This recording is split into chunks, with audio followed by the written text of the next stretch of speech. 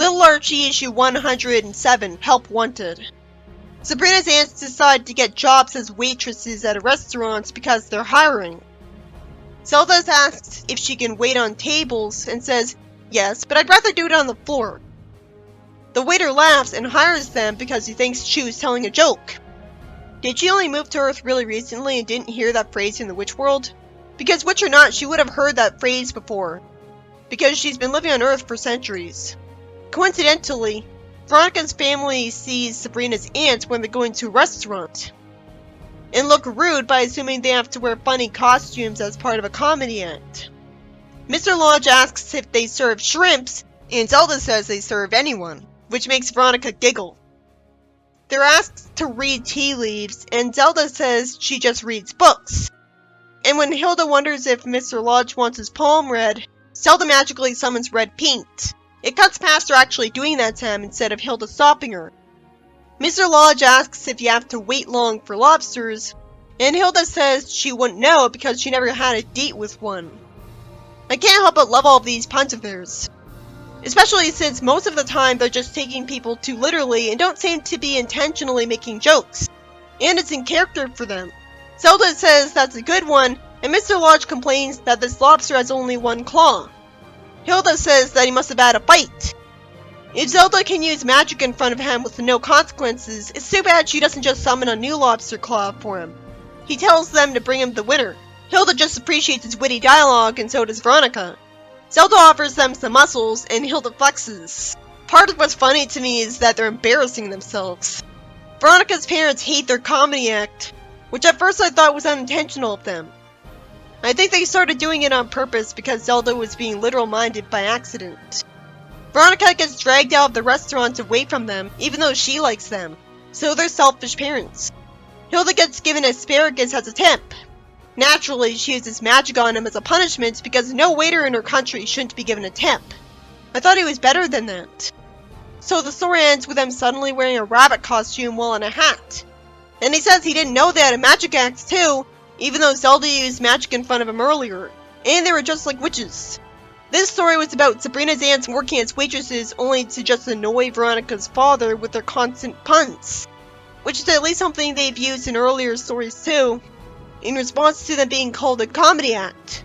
I liked the dialogue in this story, and the fact that Veronica was amused by it. They might have gone on to be normal waitresses for them if the family hadn't made the wrong comments.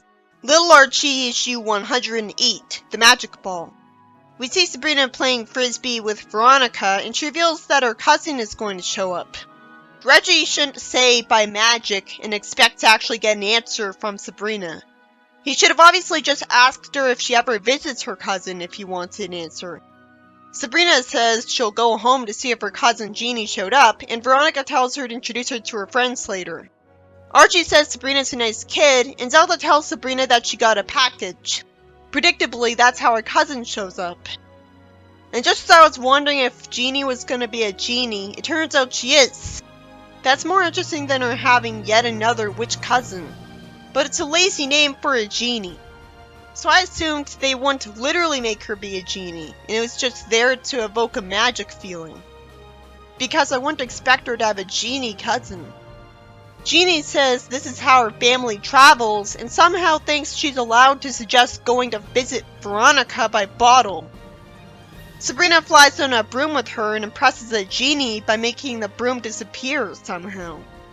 Veronica assumes Jeannie was washing her hair recently because of what's on her head.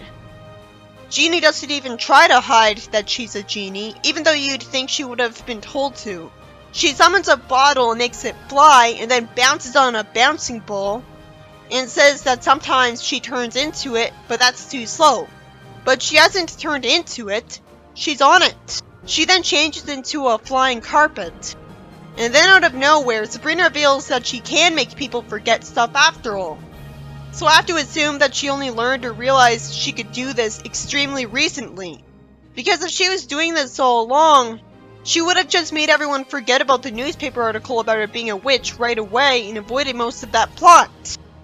She went so long without doing this that I ended up assuming that she'd never do it because she's just a kid. Now it seems like the only thing she's not capable of yet is time spells. This story is about Sabrina's genie cousin grabbing the idiot ball and being fine with using magic a lot in front of Sabrina's friends, instead of knowing she's not supposed to. Either that or she's doing it to be a jerk. But thankfully she doesn't constantly smirk like Sabrina's worst kid cousins from other continuities. So I can assume she's just a nice girl who doesn't know better. But you'd think her parents would have told her not to use magic here. This was a surprisingly predictable and basic plot. The only thing that's a real surprise at this point is that Sabrina reveals that she can erase memories at this age. And that's only a surprise if you read all of the previous issues. It's interesting that she's a genie and so her magic is genie themed. But aside from arriving by bottle and looking different, it doesn't make a difference. It's yet another plot where Sabrina's cousin uses magic in front of her friends. Little Archie, issue 109, The Election. Sabrina's running against Reggie for class president. How did he get elected the first time? Everyone hates him. I guess she felt sorry for him and used magic to make him win. Maybe feeling personally responsible for him being president is why she's compelled to run herself. But she could have just used magic to make him quit being class president right away. She creates more posters right in front of her friends, and Veronica wastes time asking how she did that just for them to not dwell on it in the later panels. She did it instinctively and then realized that she wouldn't tell her anyways. Sabrina's friends decide to put the posters up outside the school, and Sabrina surprises me by casting a spell to brainwash anyone who sees her posters into voting for her. She would be a better class president than Reggie, so I understand why she thinks this is the right thing to do. But it's still shocking if someone who's normally nice to a fault who only used brainwashing one other time. This is exactly why witches weren't allowed to run for class president in the 90s comic. Betty asks the janitor for more paste and gets told to take some after putting her posters down. And he says he's got a few things to put up too. I guess one of those things is the poster for the mayor's re-election, because that's what Betty puts up by mistake. It doesn't matter though, because Sabrina gets elected anyways after an entire page is wasted on redundantly showing people being brainwashed. Then the mayor gets told that the whole town is voting against him, and Sabrina's aunts find out that Sabrina was voted for mayor, which doesn't make any sense because she wouldn't have been in the running, and when she cast the spell, she wanted to be elected for class president. I guess everyone's brainwashed, and that's why they're letting a little kid be the mayor of a city as big as Riverdale. It's not like it's a really small town with only one person in it. Conveniently, the election gets conceded to Sabrina. It turns out Reggie won the position of class president, which doesn't make any sense at all. Then finally someone points out that Sabrina is too young to hold office, and the mayor is publicly conceded. Weatherby gets elected the mayor by his own vote, and the story ends with him giving himself a raise while staying the school principal. And I'm guessing Weatherby won't still be the mayor in later stories, because the comic's too afraid to remember to keep the status quo changed. Even though this could lead to another plot by itself, leading to him being fired or quitting being a mayor. I guess he quit because he'd already have his hands full of being a principal, as an episode of the 70s show showed him as overworked. It doesn't make any sense that despite Sabrina casting a spell to make everyone who sees her posters vote for her, she still lost to Reggie as class president, when nobody likes Reggie. He's a prankster. Somehow she got voted for mayor, when that wasn't what she wanted. While she shouldn't normally be rewarded for trying to use magic to rig an election, her only opponent was Reggie apparently. So it was desperate times, and you'd think more people than her would run against Reggie. It's not explained that people think that if they run against or vote against Reggie, they'll be the victim of his pranks, way more often than normally. I assumed that Merlin would show up and tell Sabrina she's not allowed to run for any kind of position of power because she's a witch.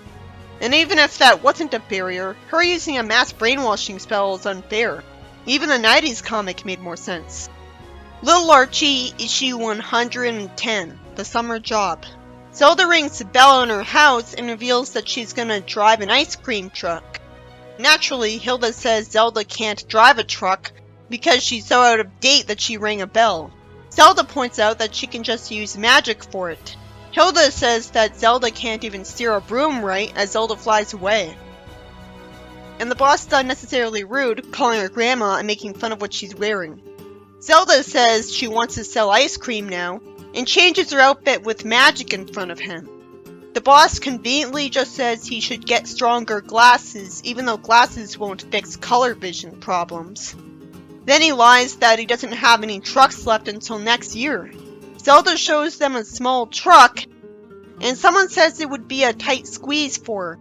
Zelda says magic words to grow the truck, and that causes the two of them to run away from her scared. Somehow Zelda thinks she's got the job.